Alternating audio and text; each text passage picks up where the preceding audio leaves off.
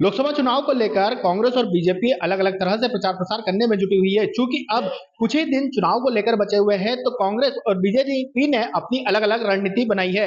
फिलहाल नामांकन को लेकर दोनों ने ही विधि और कांग्रेस के विधि प्रकोष्ठ के साथ ही बीजेपी के विधि प्रकोष्ठ ने अलग अलग तरह के तर्क भी रखे। हमारे साथ विधि प्रकोष्ठ कांग्रेस के कुछ कांग्रेस कार्यकर्ता मौजूद है। हम बात करते हैं, नामांकन के दौरान कई तरह की आपत्तियां आप लोगों ने दर्ज की थी, किस तरह के परिणाम रहे? देखिए, हम लोगों ने जो आपत्ति दर्ज की थी शंकर लालवानी जी के साथ, माननीय मुख्यमंत्री जी, माननीय कद्दावर मंत्री जी कैलाश जी के साथ, अ, यहाँ के अध्यक्ष गौरव रणदीवे जी, तुलसी सिलावट जी, ये सारे लोग थे। जब नामांकन दाखिल हो गया, उसके बाद वहीं पे गेट पे खड़े हुए उस आचार संहिता के उल्लंघन करते हुए 5 और लोग थे, जिसमें गोलू शुक्ला जी थे, रमेश मेंदोला जी थे, ऐसे और जनप्रतिनिधि थे। फिर ये लोग आए, कलेक्टर साहब से वो किस नामांकन तरह हुआ। की शिकायत रही और निराकरण क्या हुआ? शिकायत ये थी कि आचार संहिता का खुला उल्लंघन हुआ है। कलेक्टर साहब ने उस चीज को माना भी, लेकिन उनका कहना था कि 5 लोगों का वो रहा, इसको आचार संहिता का उल्लंघन नहीं माना जाएगा। आने वाले दिनों में चुनाव चूंकि शुरू हो चुके हैं, बीजेपी की ओर से भी शिकायतें की जाती है, आपकी तरफ से भी किस तरह की निगाह रखी जाएगी चुनाव प्रचार के दौरान? देखिए, हम पहली बात तो नकारात्मक पे ध्यान दे नहीं रहे हैं।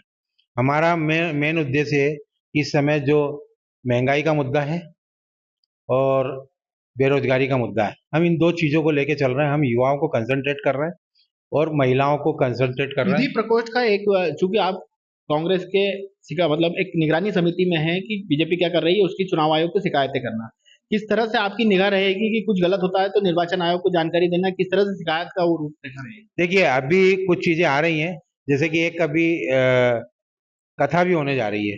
भले वो कथा का आयोजक कोई भी हो, पर हम देख रहे हैं कि उसमें बहुत सारी चीजें ऐसी हैं। हम कथा के विरोधी नहीं है, हम धर्म के विरोधी नहीं है, लेकिन हमारा इस समय की ये लोकतंत्र का जो महापर्व है, इसमें जो पुलिस प्रशासन है और जो प्रशासनिक तंत्र है, उसकी पूरी व्यवस्था इस समय चुनाव के लिए होना चाहिए। तो हमने एक ये कि इस समय कहीं ऐसा नहीं हो कि उस कथा में भी हमारा मतलब प्रशासन का वो हो और व्यवस्था बिगड़े। ये चीज हम नहीं चाह, हमने अनुमति के लिए किस कहा तरह था। से आप देखते हैं चुनाव को लेकर, किस तरह से आप पूरी निगरानी रखेंगे, क्योंकि कई तरह से बीजेपी प्रचार प्रसार करती है, कई तरह की उसकी भी टीम चलती है, क्या रणनीति रहेगी आप? हमारा तो फोकस इसी पर रहेगा, महंगाई और बेरोजगारी। हर आदमी परेशान है, महंगाई से दिन पे दिन महंगाई बढ़ती जा रही है। मोदी जी बोल रहे हैं महंगाई कम कर रहे हैं, बेरोजगारी खत्म कर रहे हैं। इनने आज तक 10 साल में कौन सी महंगाई खत्म कर दी, कौन सी बेरोजगारी खत्म कर दी? हर आदमी परेशान है महंगाई से। तो ये तो हमारा रही मेन महंगाई फोकस और महंगाई तमाम पर तरह के रहेगा। मुद्दे रहे, लेकिन आप चूंकि निगरानी समिति में हैं, विधि प्रकोष्ठ के आप लोग हैं कांग्रेस के, तो कई बार चुनाव में आचार संहिता का उल्लंघन होता है, वो भी करते हैं, आप लोग भी करते हैं, उसको लेकर क्या रणनीति बनेगी? हम जो भी है, बीजेपी जो भी करती बदमाशी करे, कुछ भी करेगी, उसका हम पूरा निगाह रखेंगे और जहाँ भी हमको लगेगा हम उनको पकड़ेंगे इस मामले में। हमारे साथ कुछ और कांग्रेस कार्यकर्ता भी मौजूद हैं जो विधि प्रकोष्ठ से जुड़े हुए हैं। भैया, सबसे पहला सवाल यह है कि चुनाव के दौरान कई तरह की आचार संहिता का उल्लंघन होता है, आप लोग शिकायत करने जाते हैं लेकिन सुनवाई नहीं होती है, तो किस तरह की योजना आप लोगों ने बनाई है? हमने इस विभाग के माध्यम से सी विजिल एप्लीकेशन के बारे में प्रशिक्षित किया हमारे कार्यकर्ताओं को। जो लीगल सेल के हमारे वकील हैं, अभिभाषक, उन्हें सी विजिल एप्लीकेशन है, जिसमें त्वरित रूप से 48 घंटे में कार्रवाई करना होती है निर्वाचन आयोग से संबंधित अधिकारियों को। तो सी विजिल के लिए हमने प्रशिक्षित किया है। साथ में विधानसभा वार हमने प्रभारी भी नियुक्त किए हैं और इसकी मॉनिटरिंग के लिए हमारे जो केंद्रीय कार्यालय है, यहाँ पर हमने चुनाव कार्यालय में इसकी व्यवस्था की, जहाँ से मॉनिटरिंग सतत रूप से की जा रही है। कितने कार्यकर्ता आपकी टीम में मौजूद है और हमने विगत विधानसभा चुनाव में भी एक टीम प्रभारियां बनाए थे, नियुक्त किए थे विधानसभा वार। तो कम से कम 15 प्रत्येक विधानसभा में हमने नियुक्त किए थे और इस बार भी हम लगभग लोकसभा विधानसभा वार 15-15 वकीलों की टीम नियुक्त कर रहे हैं। लेकिन विधानसभा चुनाव में ये देखने में आया था कि आपकी शिकायतों का निराकरण नहीं हुआ, शिकायतों को लिया नहीं गया, उसके बाद आपको कोर्ट या अन्य दरवाजे पर जाना था। यदि इस स्थिति में क्या करोगे?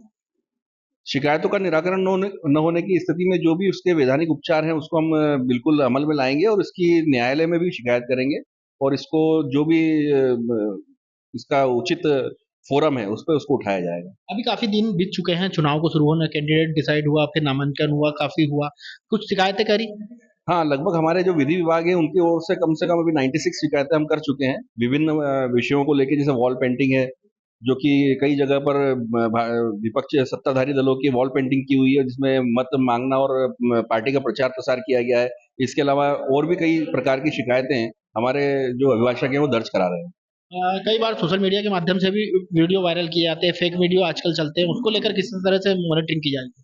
फेक वीडियो के लिए हमने लगातार उसकी भी शिकायत हमने कई विभिन्न पुलिस थानों में की है। पिछले विधानसभा चुनाव में भी की थी, इस विधानसभा चुनाव में भी की है। पिछली बार हमने दिग्विजय सिंह जी, कमलनाथ जी के संबंध में जो फेक वीडियो बनाए गए थे उसके लिए हमने विभिन्न आवेदन कमिश्नर साहब को भी दिए थे। इस बार भी ऐसे कोई फेक वीडियो जो हमें सूचना प्राप्त हो रही है हम उसकी लगातार शिकायत कमिश्नर को और संबंधित थानों में कर रहे हैं।